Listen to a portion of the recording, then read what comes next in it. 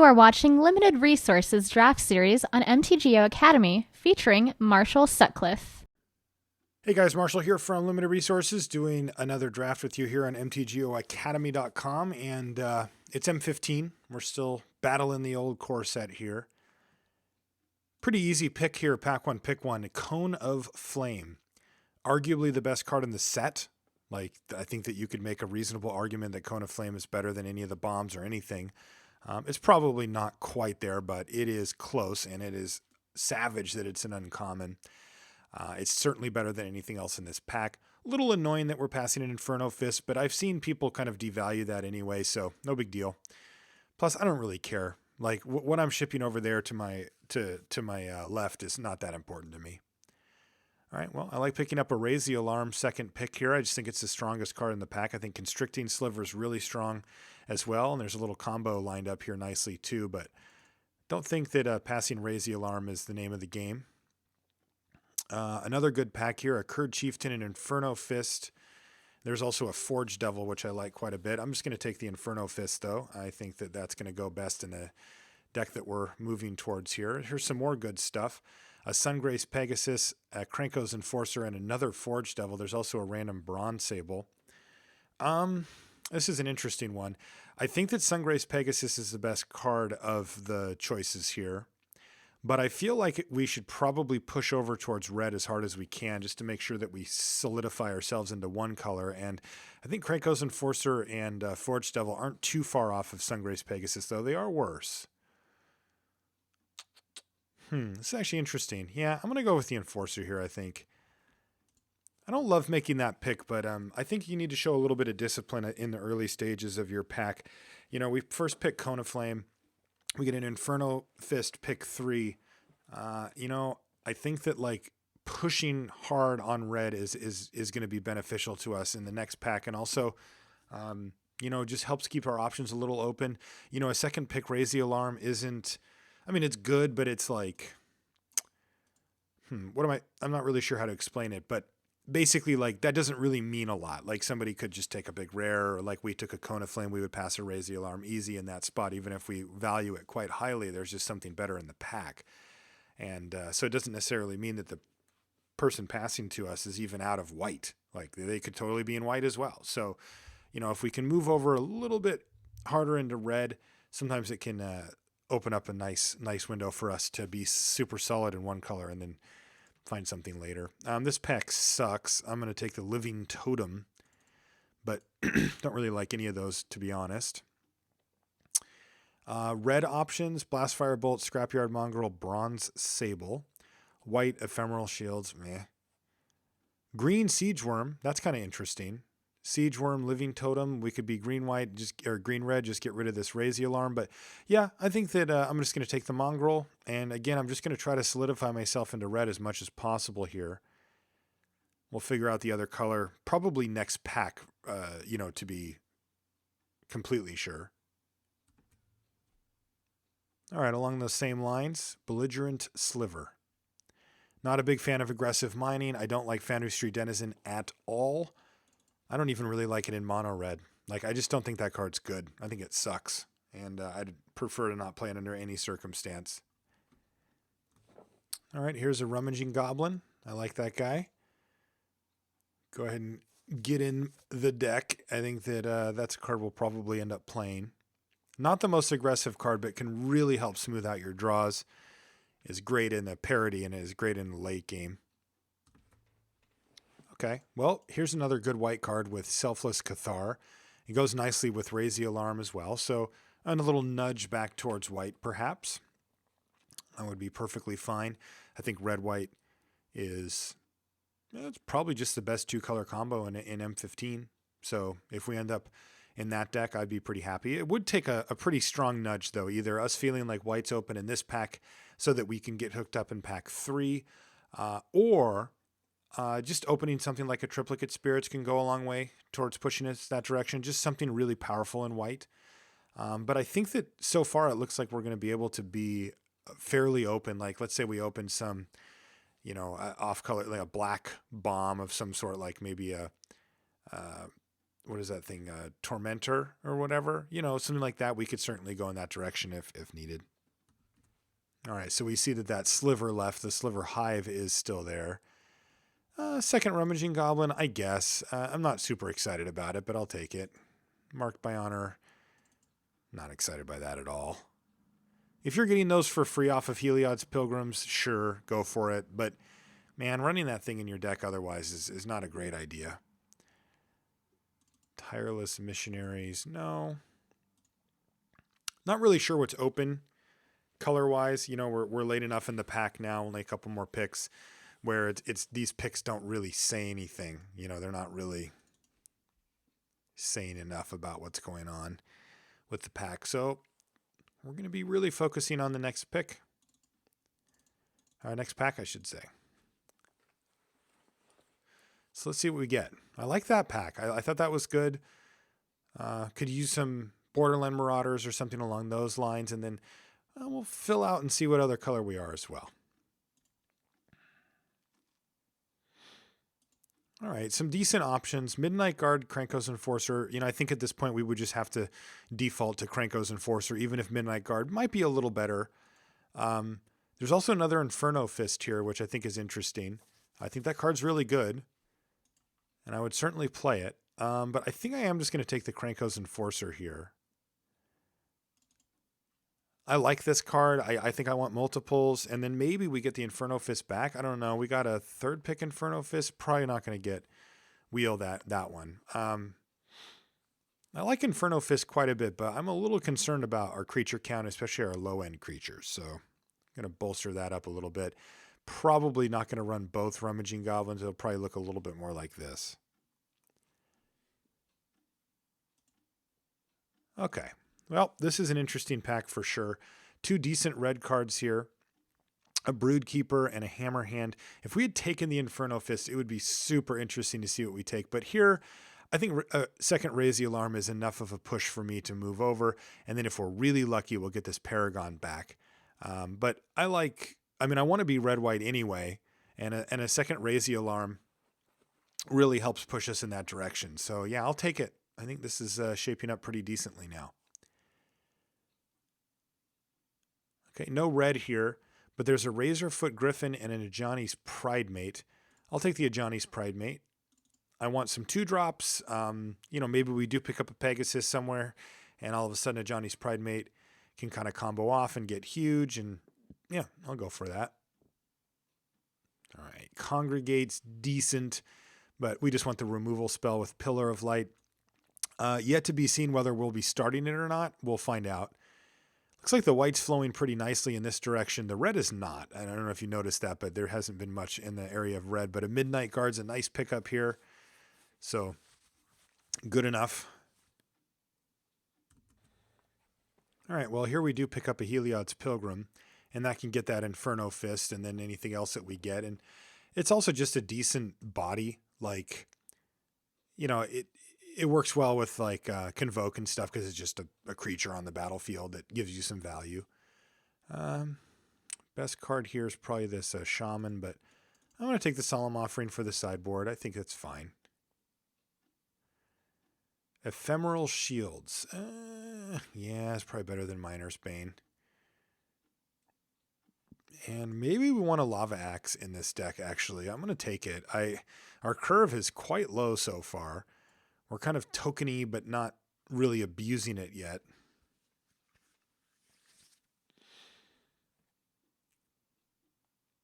The other red drafter is going to pick up the Inferno Fist and the Soulmender or Hammerhand. Hammerhand is really not doing much in this deck. I think it wants to be with green, so I'm going to take the Soulmender. The Broodkeeper. So that's a little annoying because somebody's going to have that deck. And it would go great in ours as well. But yeah, we got to make a choice.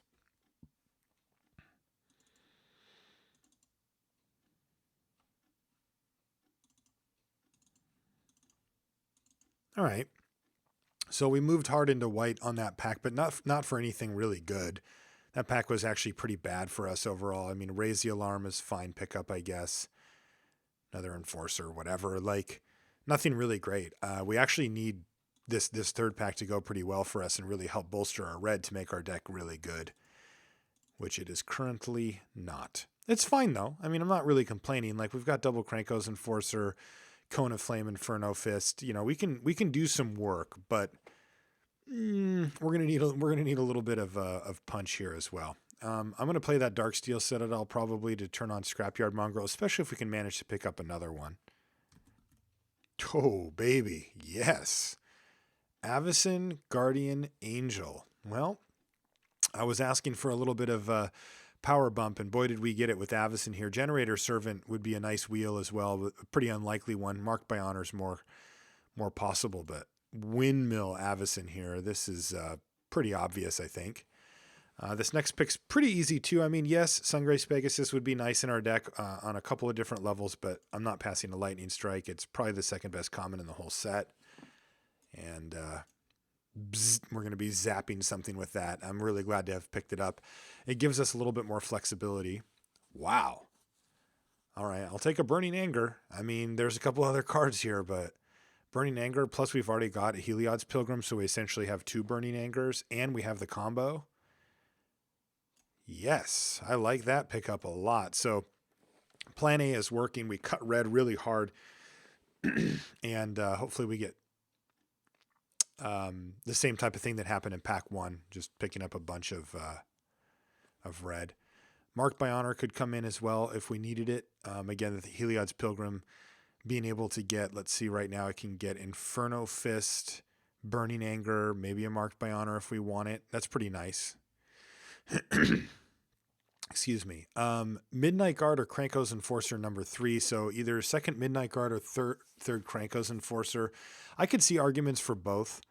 I think I'm going to take the Midnight Guard here because it's a little bit easier to cast and because it combos with Burning Anger so well.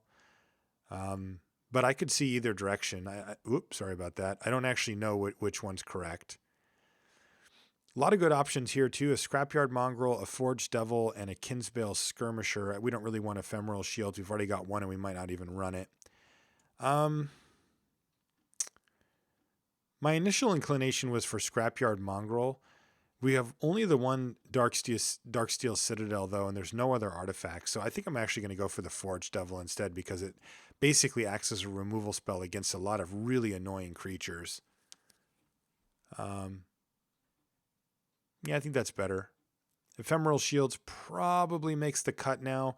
Now that we've got Avacyn and also Burning Anger, a card like Ephemeral Shields gets so much better when you can tap out for, like, say, Burning Anger and not care if they have removal. All right, Borderland Marauder, done. Ship it.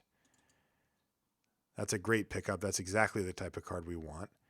And another Enforcer. Makes our mana a little worse, I suppose, but we are straight up 2-color deck, so it's okay. I'll cut the Marked by Honor, I think.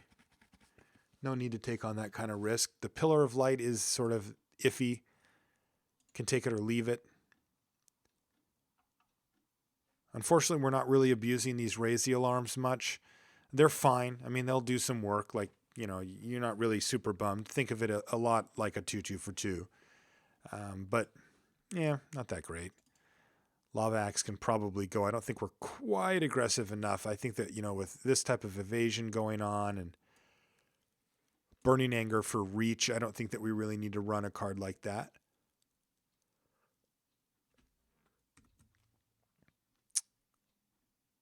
Yeah, the Pillar might be main deckable.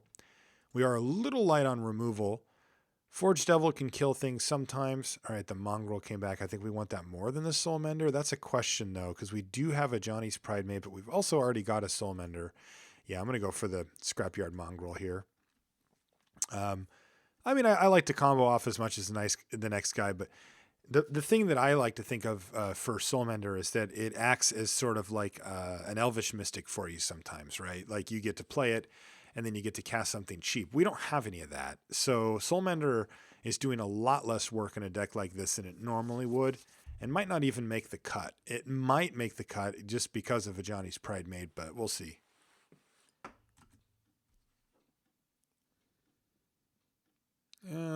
Probably just going to go for the crowd's favor. I could go for Rogue's Gloves with triple Kranko's Enforcer. God, I wonder if I should. Yeah, I should probably still just be conservative. It's a little nitty. All right, second Darksteel Citadel means that our 2 Scrapyard Mongrels are actually quite good. We might have to go to 18 lands, but I like that a lot. Get rid of Appeal. None of these really do a ton to us. Suppose Crippling Blight's the most annoying of them. Cut this strategy off. So double Darksteel Citadel and 2 Scrapyard Mongrels is kind of cool, but it does put a big crimp in our mana, given that we've got triple Krenko's Enforcer and an Avacyn. This is actually really interesting. I'm not actually that comfortable running the 2 Darksteel Citadels, even if they do make our Scrapyard Mongrels amazing. I really like to be able to resolve my spells, and I'm pretty concerned in a deck like this if I have 2 colorless mana sources, given that we need triple and then double in a timely fashion as well. So maybe I'll just run one of the Darksteel Citadels. I'm not sure. So we've got 16 creatures, which is fine. 17, 18 really, though. The Pilgrim's quite good in this deck. It's getting Inferno Fist and Burning Anger, 2 really good cards. Rummaging Goblin can probably go. Soulmender could go. Selfless Cathar is too important. Crowd's Favor, I just figure should be good enough at some point. Like, it combos pretty well with a few of the things that we have. It also kind of non-bows, like Krenko's Enforcer, Crowd's Favor is not great. Yeah, why don't we kill the Crowd's Favor here and run one of these and then everything else. So this thing says 10-7. That can't be correct. It's got to be 9-8 here. We need plenty of early stuff going on, and then, of course, we need the triple planes here to actually be able to cast Avacyn. So a little bit different of a take on the deck here. I'm running 18 lands, sort of a utility land to get Scrapyard Mongrels going.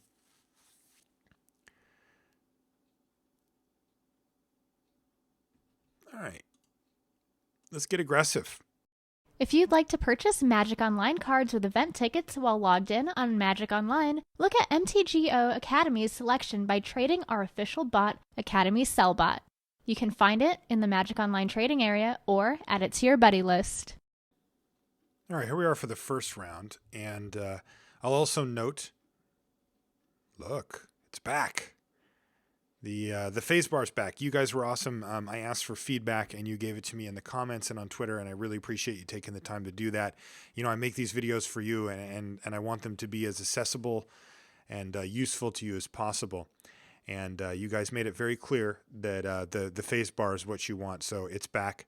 I will be leaving it at its full glory there for you. So thanks again for doing that. You also made it clear to me that you didn't mind. By the way, I'm going to be keeping this hand on the draw. You also made it very clear to me that you didn't mind it when people asked for clan invites, so I won't be, going out of my way to filter those out or anything. Again, thank you for that. Together, this is the type of thing that is just super important. It's like, oh, they'd rather have the card slightly smaller but have the face bar. It just helps people out, so that's a good thing. All right, a Johnny's Pride Mate. That could be an issue.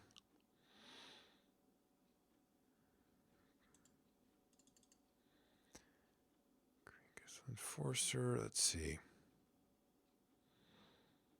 I'm going to play the Belligerent Sliver. I think we might actually need to trade off something here. And I'm a little concerned about our mana issues here. So I'm going to go ahead and trade. Especially because once Krenko's Enforcers come down, he can just trade the Bronze Sable off with those anyway. And here we go. Let's start enforcing some Krenkos here. And I think I'm going to trade this too. This can be a big problem down the line, this Ajani's Pride Mate. And we've obviously got enough firepower down the line here. So the question, the thing becomes like, oh, if he draws the Pegasus or something like that, we're in pretty big trouble. I'm just going to be playing the Scrapyard Mongrel here and trying to put maximum pressure while our opponent is apparently stuck on one color of mana. So here's a 5/3 with trample. Go. He snapped back that thing, and he just gave up. Yeah, I mean, taking 7 a turn is going to add up really quickly, though. I think if I were him or her, I probably would have waited a little bit longer just to see some more cards from my hand. I mean, I'm going to play out other stuff. I'm not going to just leave those out. So could have been a thing. Crowd's favor is possible if we're going to be getting into a lot of combat like that. We already saw one artifact creature, which is, a crowd's favor pretty decent at using belligerent sliver or Krankos enforcers to get through that one possibility.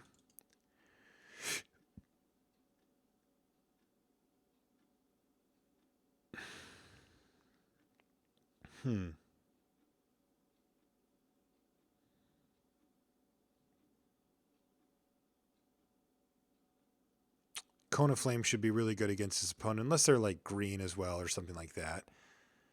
Yeah, you know what? Let's just run it back. We didn't really get to see a whole lot of our opponent's deck. Only know that they're in white. Selfless Cathar and Erasio Alarm. Okay. We need to draw a bunch of spells, but I think if we do, we'll be fairly happy with where we're at. Well, there's a spell. Not a good one for this stage of the game, but it's a thing. Ah, blue. That's the other color. And there's the Pride Mate. And we just say go here. That's pretty easy.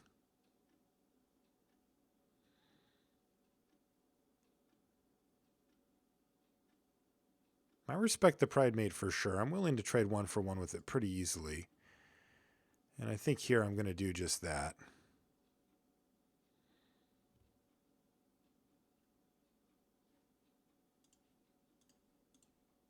Yeah, I mean, the Selfless Cathar plus the soldiers can do some work later, but I think controlling the board is pretty decent when I've got a Burning Anger in my hand, and it goes so well with just kind of like any other creature. All right. Mongrel, sure. Goes great with Mongrel, so we've got a game plan here. Turn 4 Mongrel, turn 5 Burning Anger, kill your thing, and take it from there. So that could definitely work.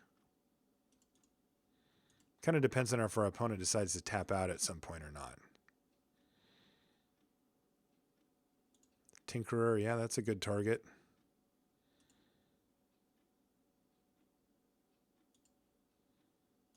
Oh, wow. Wow. Pretty nice draw. I suppose against blue, white Ephemeral Shields takes a bit of a hit, as it's unlikely that our opponent's going to be... Really? Ornithopter? What are you doing? Don't you dare Ensoul Artifact. I'll be very disappointed. Alright, you're just making your guy fly. Not much I can live with. Ah, shoot. He's just passing the turn. Oh, but we drew Avacyn. I like that play. I also like having a vigilance creature to put Burning Anger on. We can do the old attack and then do 5. It just like tens them. Pretty incredible. We get to leave up Ephemeral Shields here. There's a Pegasus. That's fine. Still leaving up a ominous looking bounce spell here, though. So I think I'm going to be patient. And let's go ahead and fight.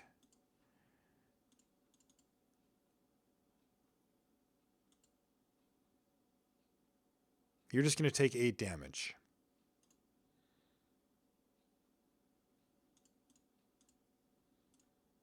Well, you know what? If you're happy taking 8 damage, I am happy just doing nothing else anyway.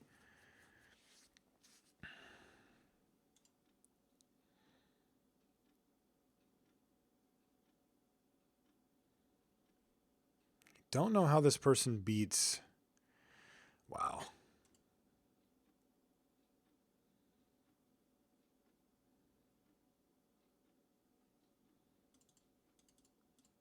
Yeah, this seems fine. So 3, 2, 1, I suppose, or as it goes. 1, 2, 3.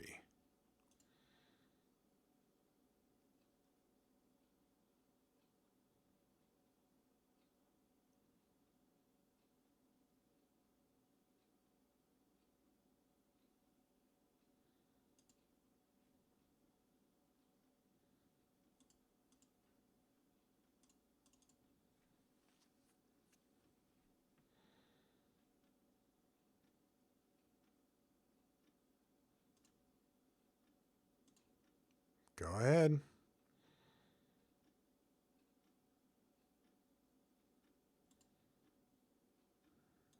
Resolves.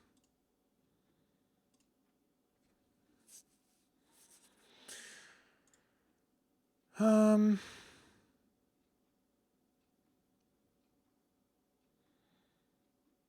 I just go for Burning Anger now? I mean, our opponent's basically just in chump block mode here anyway. Burning Anger finishes the game off. Chump blocks here. Blocks. Probably chump blocks here, blocks here. Not a lot of great options for our opponent here. Burning Anger would finish it off one turn sooner. Also takes on a little bit of risk here, though, that I don't really know that I need to take on. Yeah, I'll go for it.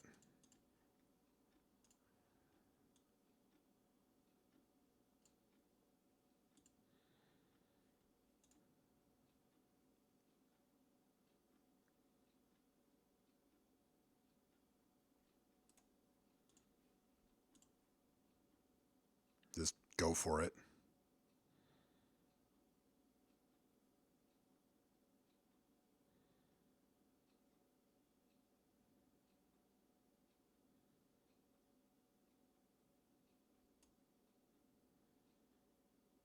So that's what you were doing. Haha. So can I attack with everything here? This doesn't have a thing. No, I can't do anything. All right. I did not think of Polymorphous Jest, so I knew that there was something going on because our opponent showed the propensity in game 1 to concede earlier than you'd think. All right, so Constricting Sliver takes out Scrapyard Mongrel.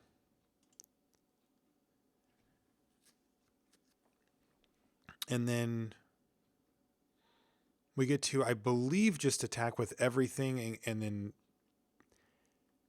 probably force a block. Let's just see what happens here. And then use our Selfless Cathar to maybe even force a trade here. But this is going to work out well for our opponent, though. I have to say the Avacyn here is the major issue.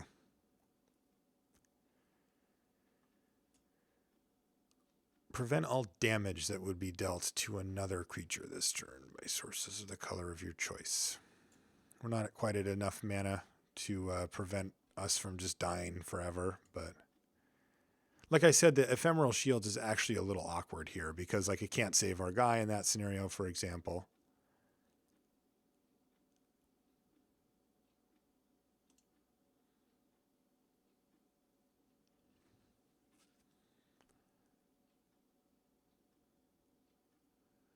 All right, so let's attack here and with Midnight Guard because I can force trades. If he wants to put his own Midnight Guard in front, I can sacrifice Selfless Cathar to kill it. He might just chump block, though. No? Okay.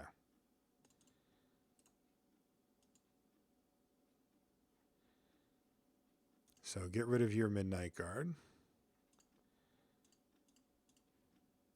Play a Rummaging Goblin, untap my guy. I'm going to go ahead and leave the mana up here. I guess I could not play the land just to have some more food here. All right, so this is what I was afraid of. This right here is exactly what I was afraid of, which is that he would have another sliver. So, yeah, we are no longer ahead.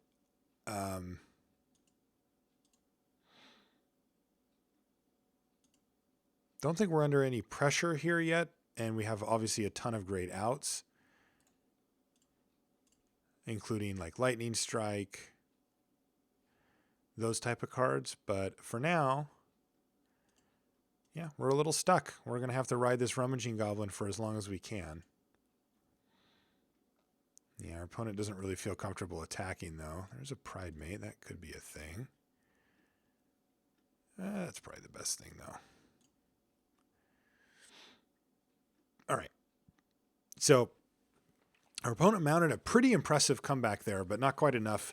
It was just a little too far behind, given that we were only one burn spell away, or even a couple of creatures, forcing chump blocks and then eventually just killing them. So we'll see you guys around 2.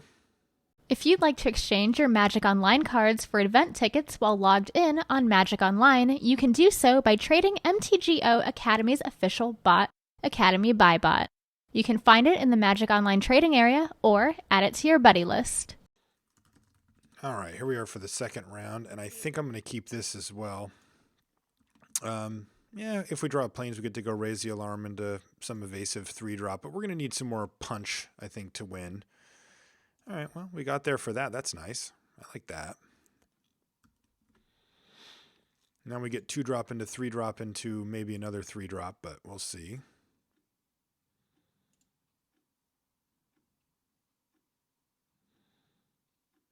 Nothing from our opponent. I like that.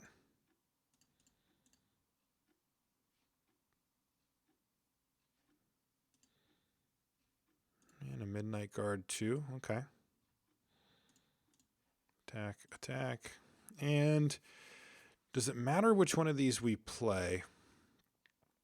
A little bit. I think the Belligerent Sliver's probably best here.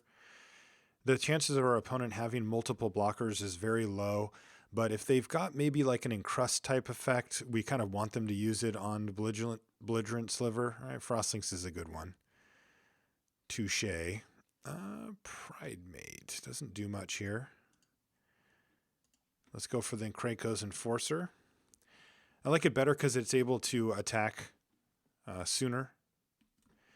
Midnight Guard's fine, but if he just plays another blocker of some sort, it won't be attacking, and I want to be able to start attacking if I can.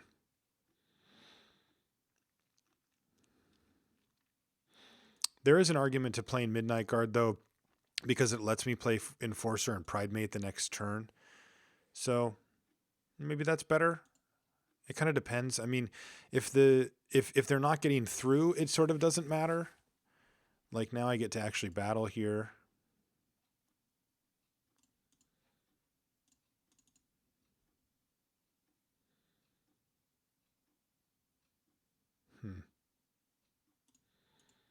Okay.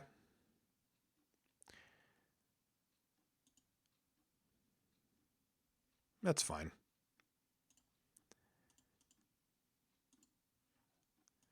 Let's get Midnight Guard down. Turn to Frog 1-for-1s with Krenko's Enforcer. I can live with that.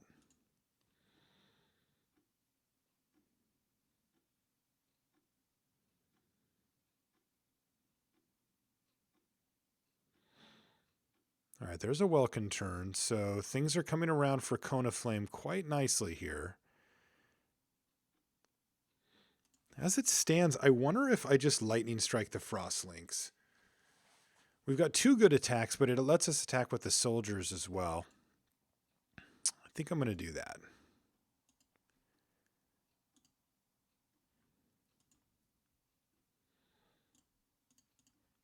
Play the Pride Mate, doesn't do anything.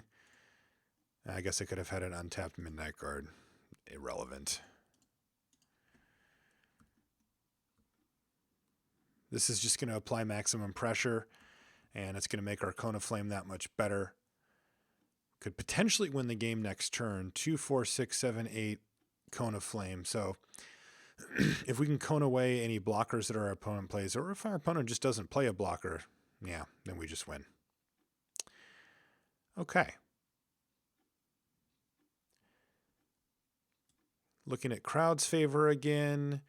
Not going to be looking at Pillar of Light until we see something to make it worth it out of that particular out of those particular colors. Crowd's favor is interesting because if you look at it, I think we're going to find ourselves in a spot where that what's it called? The turn to frog is actually going to be used in a very similar fashion, and its crowd's favor actually still lets you kill whatever the 2/2 or 2 toughness thing that he's blocked with. That said, yeah, maybe it's better than ephemeral shields. Let's try that. I didn't like ephemeral shields much in the last matchup either, and this is similar, the same, so we'll cut it. And this is not a card that, or not a hand, excuse me, that I feel like we can ship back. Need some lands. But it's pretty not that picky. Like any land will do to get us Belligerent Sliver after this Selfless Cathar for our opener. And I mean, I like the prospects of our late game quite a lot.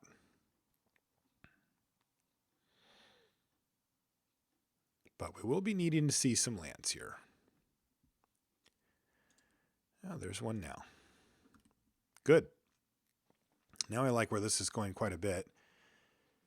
Belligerent Sliver, Krenko's Enforcer, one of those next turn depending. And then maybe even into, we'll probably just run out a bunch. All right, so he's just going to get aggressive here and throw the Frostlinks into the mix here. It looks like he didn't have another 3-drop, so he's just going to run it out there. But that is going to allow us to start. What are we going to do? Are we going to enforce? Yes, we're going to be an Enforcer here. This is going to let Enforcer attacks nicely. I guess Belligerent Sliver does as well because of Selfless Cathar, but so here's the reasoning. Now we see what his grand scheme was. And we're probably just going to have to use up the Inferno Fist here as we're not going to win this race. This gets a little more interesting. So we've drawn the land. That gives us one more land until Cone of Flame for the full blowout here. We can go like 3, 2, 1. It depends on what we want to kill. The other option we have, though, is to just run out the Inferno Fist on Krenko's Enforcer, get in there for 4, and then fire it off on this Paragon here. You know, the other option being to play Scrapyard Mongrel, take 3 from the Frostlinks here, and just live with that. And I actually think I like that plan better.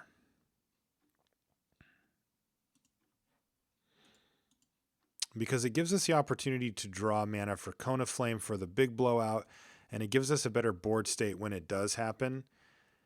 Inferno Fisting away the Paragon, I think, is a play that we're going to have access to next turn either way. And I like the fact that we're only taking the 3 damage here, assuming he doesn't have anything else. And if he does, he's tapping his mana, and that means that we have a better chance of hitting Cone. If we don't, we will have to fire off the Inferno Fist. But man, if we can hit Cone and kind of wipe away 2 of these creatures, then Inferno Fist on Krenko's Enforcer is a pretty potent weapon. Oh, interesting. Peel from reality. All right, so what did he do? Okay, so he played Selfless Cathar, peeled it plus our 4-drop, and has allowed himself to get in there for 3, 4, 5, 6, 7 damage here. We could chump block, but we are going to be able to go 3, 2, 1 and leave him with nothing if we draw a land. If we don't, it gets a little awkward. I'm going to go ahead and not block here, though. So let's draw a land first. Didn't draw a land. All right. Super awkward now. So I think we just need to kill the Paragon here, but this does get very, very awkward for us. Not drawing the land is a pretty big deal. We've got some options. We can replay the Scrapyard Mongrel. That will help hold things back pretty decently, but the Selfless Cathar now acts as a potential win condition on its own. But we've got a chump blocker as well, which isn't too bad. We can also go for Raise the Alarm. I can also just play Inferno Fist on Krenko's Enforcer or even on Selfless Cathar and just say go. It's an interesting play if we do that. It does feel like we might need to just kill this Paragon, though, while we have our opponent untapped here. If he attacks with everything after that, we've got a block here. And then we take 5, so we'd still be alive. All right, so let's just bite the bullet here.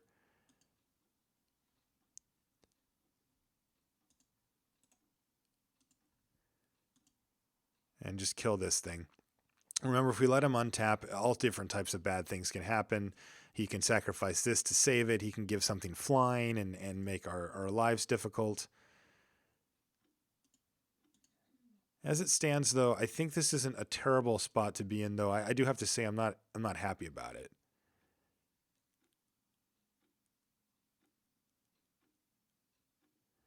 All right, so that changes that line of play once again. And I think he's just going to send in here. He does. All right, well.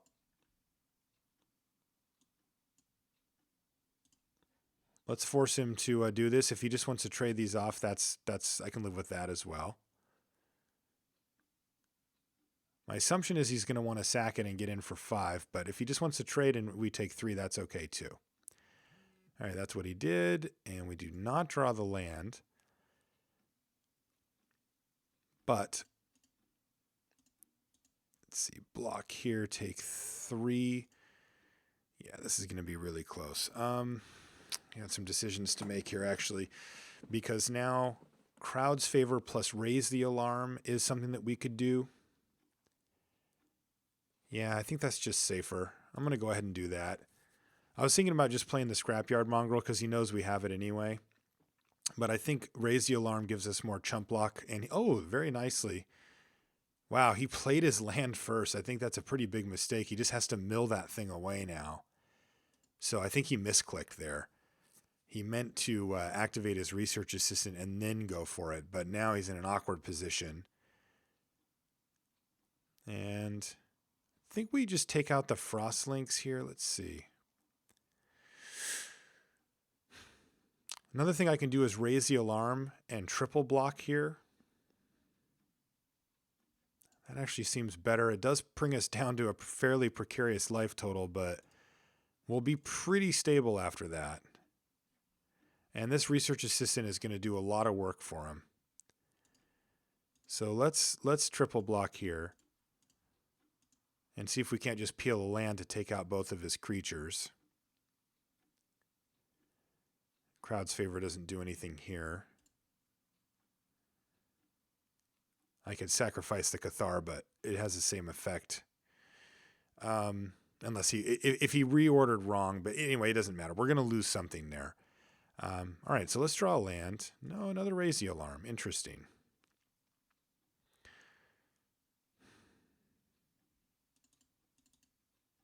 All right, let's Scrapyard Mongrel then. This feels fairly safe. He shouldn't have any great attacks here. And yeah, we're just waiting for lands.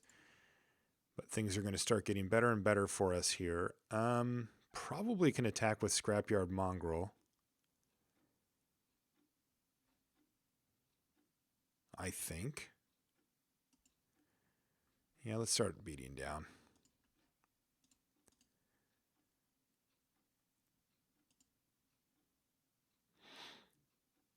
And I think I'm going to just go ahead and play Rummaging Goblin here. No, I'll play the Belligerent Sliver and leave up Crowd's favor.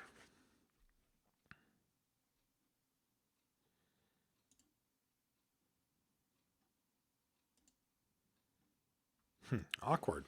Just can't seem to find it. That last land. I mean, our hand obviously has all the tools it needs to win.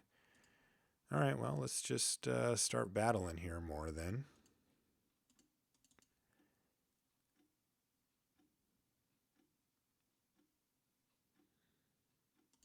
Take 5. Okay.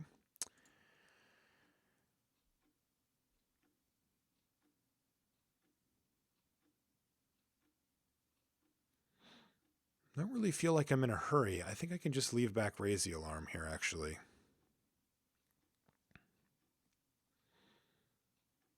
All right, Welkin turn. Definitely something that we're worried about here. It's going to put huge pressure on us to draw land like now.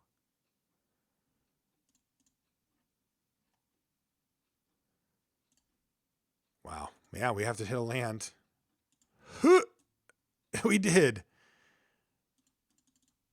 Barely. All right, so 1, 2, 3.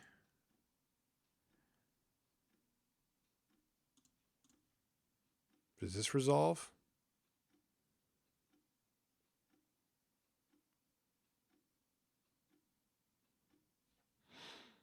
It did resolve. Darksteel Citadel is pretty sweet. 5, 6, 7, 8, 9, 10. Gives us not only the ability to cast our game-breaking Cone of Flame, but also gives us lethal. Pretty good draw. Took a while, but when it got there big. Thank you, Land Drop. We'll see you guys in the finals. Love playing Standard on Magic Online? Check out Academy Standard Bot in the Magic Online Classifieds for Standard Singles. All right, here we are in the finals, and you can see the beginnings of, what I was worried about with our mana. But again, I think this is a keep on the draw as we get to play a Krenko's Enforcer. And on top of it, we get a Rummaging Goblin. All right, so it looks like we're up against a hyper-aggressive deck here. And this might be a little too slow. It just depends. Well, if we're only taking one from Foundry Street Denizen, no problem. And double planes is kind of interesting here, actually. This puts us all of a sudden in striking range of being able to resolve Avacyn, which is a pretty huge deal. Let's see if he attacks with his Foundry Street Denizen. All right, well, we'll lure him into a false sense of security, but in the future, hopefully we'll be able to just kind of get him. Carrion Crow. All right, that's fine. Midnight Guard or Krenko's Enforcer or even Rummaging Goblin. I don't think we want to rummage quite yet here. I think we're fine to not do that. Let's just play the Midnight Guard. It's the toughest thing to get rid of. Yeah, let's just play that. It's the best blocker for the Foundry Street Denizen, as we can throw it in front and still play around crowd's favor. All right, we'll take our licks here. It also keeps us on track maybe to be able to play Avacyn on turn 5. So let's fight here. And yeah, let's just play Scrapyard Mongrel. I don't think we need to get too cute.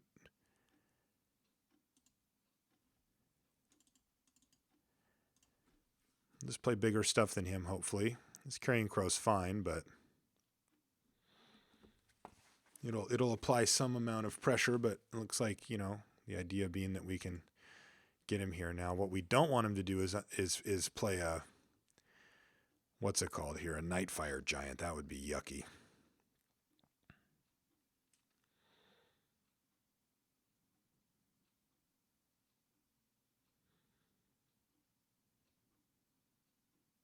Inferno Fist can take down the Crow.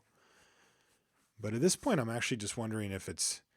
All right, so he's going to Flesh to Dust Scrapyard and do this. Okay, this is fine. And I think we want to actually just go ahead and Inferno Fist up the Midnight Guard here. And I think if he's got another removal spell, I'm fine with him getting some value. I'd rather just keep developing the old board state here. Yeah, I want Inferno Fist to Carrion Crow, but, if he goes for 1, 2, 3, 4, 5, 6, 7, if he kills our Midnight Guard, yeah, with Covenant of Blood, that's okay. Like, not a great spot for us, obviously, but I can live with that. Okay, let's battle. Especially given that Avacyn's kind of a big game. Really wish this was a land. If it was a plains, it would be an easy play. As it stands, though, yeah. Let's just keep on enforcing the will of Krenko here. I mean, I want to start rummaging at some point, but we've got spells to play. We've got unblockable creatures here. Like, let's just keep developing our board.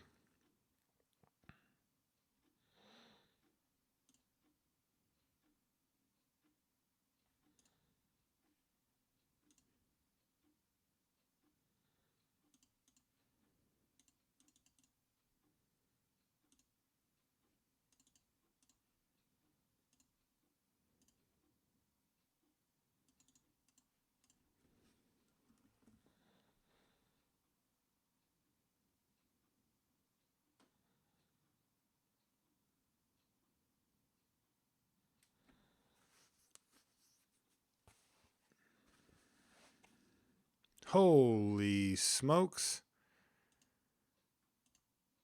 That counts.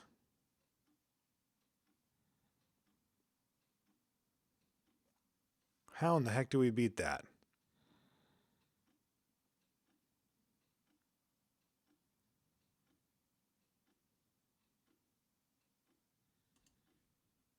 Right, well, let's trade this off. And hit a plains. Nope, it's a mountain. No clue how we beat this. It's got first strike. Like, this card's just pretty unbeatable.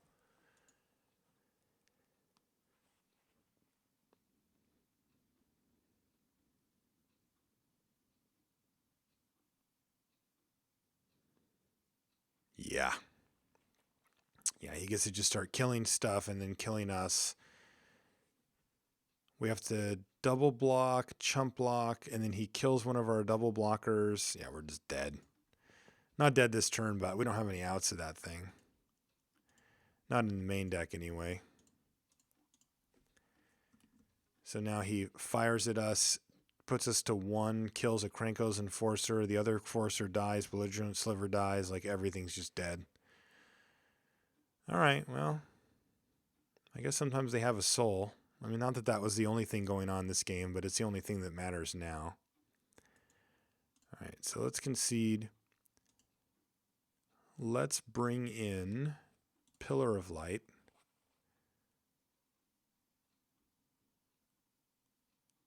That's it. What can come out? Ephemeral Shields actually is very good against him.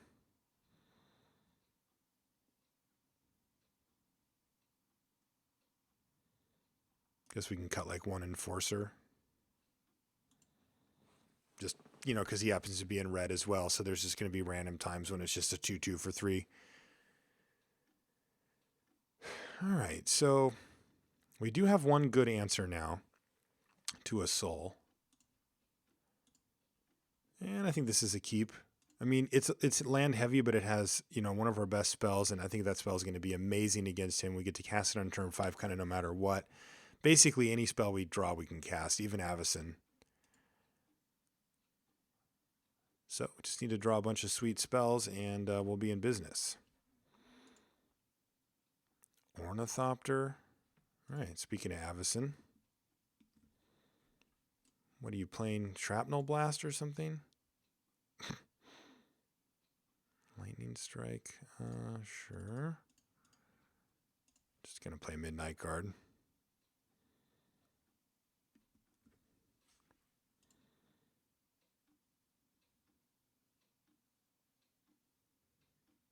Yeah, okay. I don't get it, but sure. Wow, and Burning Anger now? Burning Anger on Midnight Guard is a big, big game. But it's going to have to wait.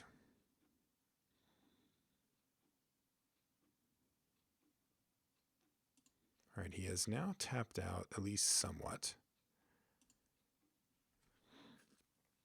So the question is, what do I want to do here? Ornithopter has to be in there for Shrapnel Blast. I can't imagine what else is going on here other than he's got his own copy of Scrapyard Mongrel. I could just Lightning Strike Broodkeeper here.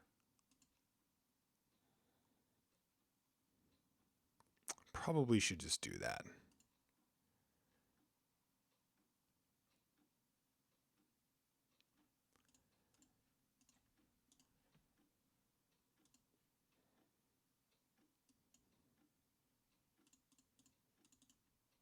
So let's just play Burning Anger here. And kill the Ornithopter now, just in case he has Shrapnel Blast. And sure, I mean, it's open. But that counts as a card. Like, that's a real thing. All right, Flesh to Dust. And the way is clear. Now let's see if he has another way to interact with Avacyn, because she will make short work of him. Unless he does. Gravedigger for Ornithopter. It resolves.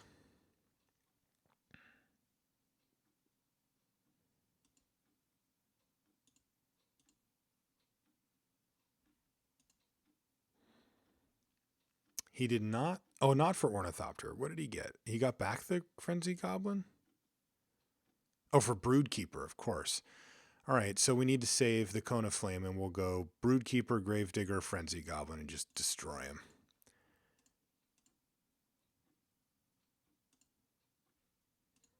How does that sound?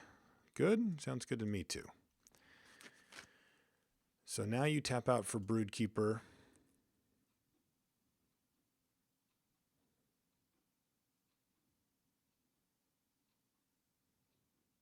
Or not tap out, but tap most of your mana for Broodkeeper, hopefully, and then just destroy.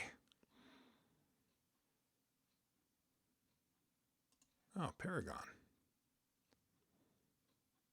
Interesting choice.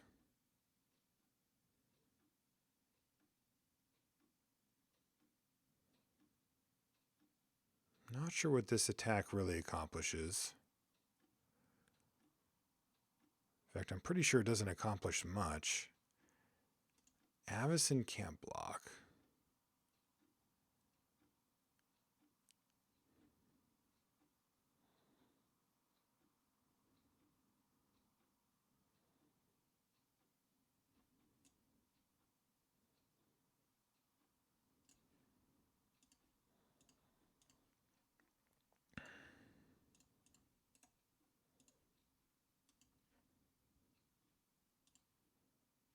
Activate that.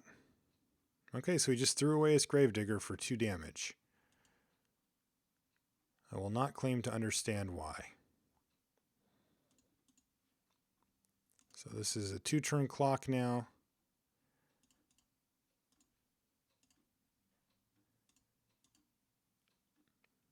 And with one more hit from Avacyn, I can actually just Cone to the face.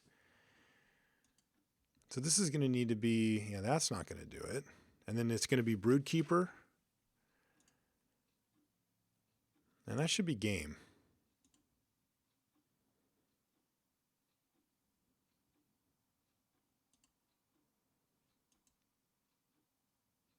No flyers. I can just hit for 5 and just Cone them and then something else anyway.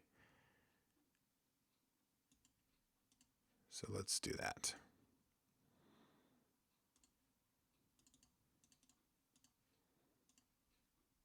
One,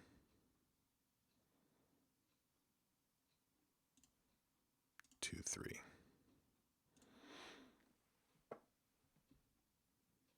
Okay. Still loving the Ephemeral Shields, loving the Pillar of Light just as an out. Soulmender's an interesting addition. Deck seems pretty aggressive. Soulmender might do the trick here. Don't really know what else I want to cut though.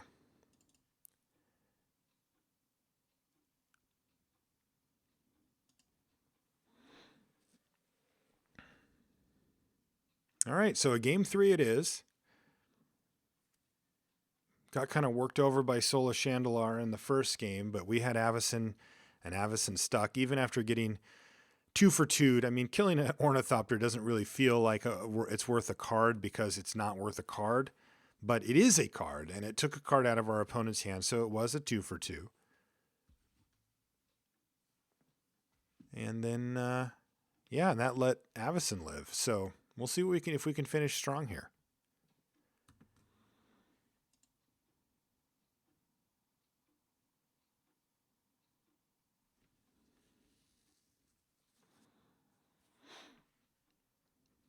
This looks like a keep to me. Oh, did you choose to be on the draw? Interesting. I think our opponent kind of figured that this might just end up being more of an attrition fight. And it is probably correct, though I do have aggressive cards in this deck. And like this one.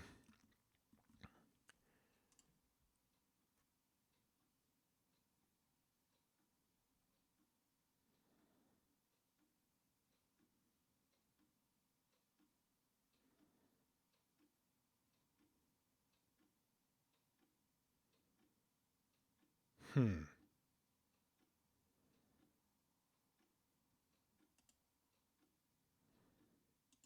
right, I think what I'm going to do is attack here. If they block, I'm going to go for ephemeral shields.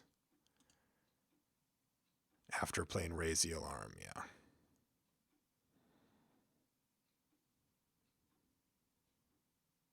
Oh, no block? No block is perfect.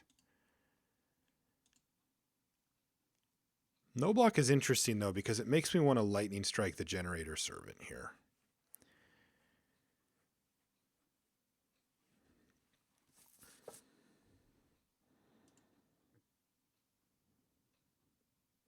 One, two, three, four.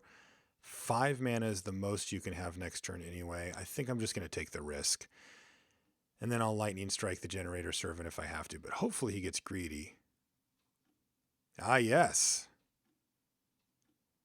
This happened in game 1. All right. This is ideal.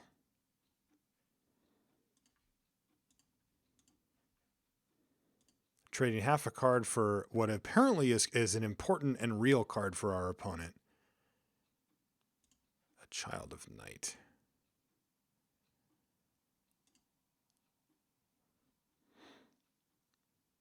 That's probably worth a lightning strike.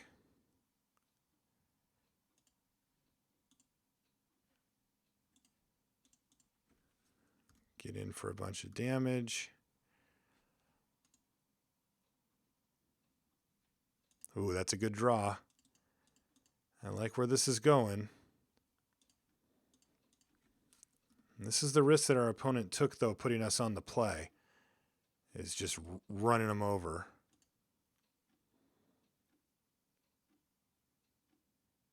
Or letting us be on the play, yeah.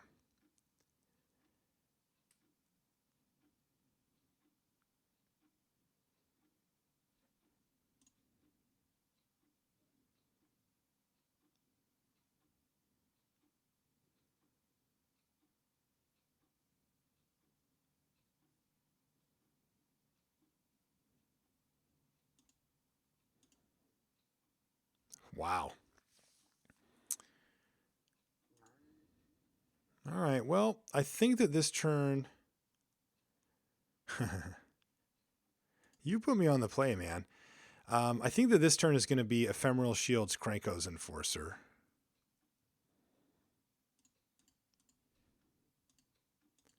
I mean, I'd love to just get Avacyn on the battlefield, but I think that this is too much value to resist. Oh, all right. We just get to hit for 6? Oh, I like that. Looks like I do get to cast Avacyn. I'd obviously feel more comfortable with Ephemeral Shields up, but going to need some pretty powerful stuff to get through what we've got going on anyway. Lethal, lethal, lethal.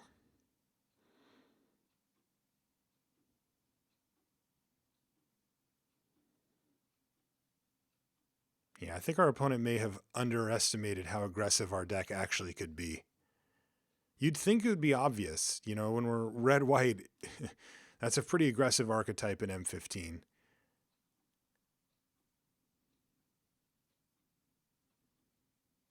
But putting us on the play.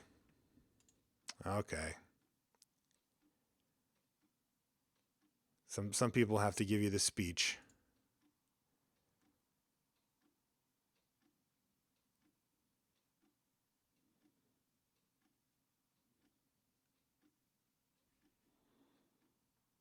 Attack, attack, attack, attack, attack.